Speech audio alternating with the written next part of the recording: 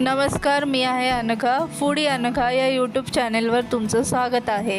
आणि आज आपण बनवणार आहोत शेवग्याच्या शेंगेचं कालवण.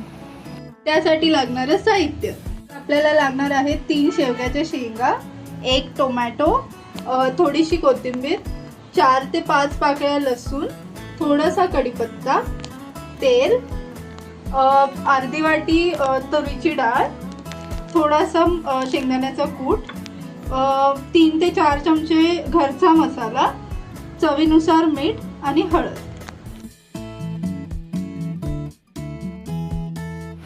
तर आता आपण कढई ठेवलेली आहे, त्याच्यात 3 ते 4 चमचे तेल टाकून घ्यायचं आहे. कढीपत्ता टाकायचा आहे फोडणीला, थोडासा लसूण टाकायचं आहे आणि छान गोल्डन असा होईपर्यंत त्याला छान भाजून घ्यायचं आहे. तर आता लसूण छान भाजलेला आहे. याचे शेंगा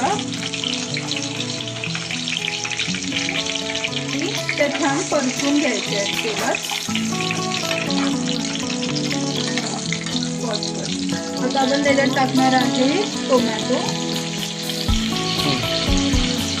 छान एकत्र करून घ्यायचे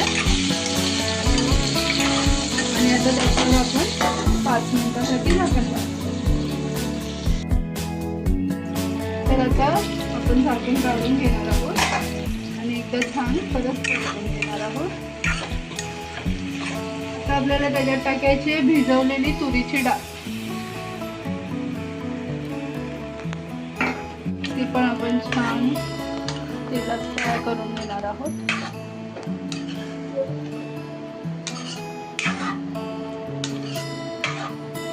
भाजताना त्याच्यात थोडासा कूट घेणार आहे टाकून, जेणेकरून कूट चांगला भाजला जातो.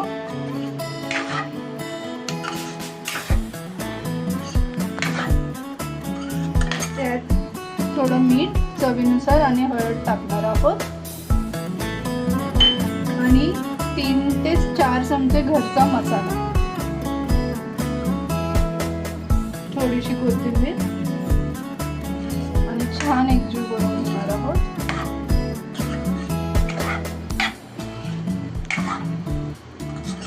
आणि आता त्याच्यात 2 ते 3 ग्लास पाणी टाकून घेणार आहोत.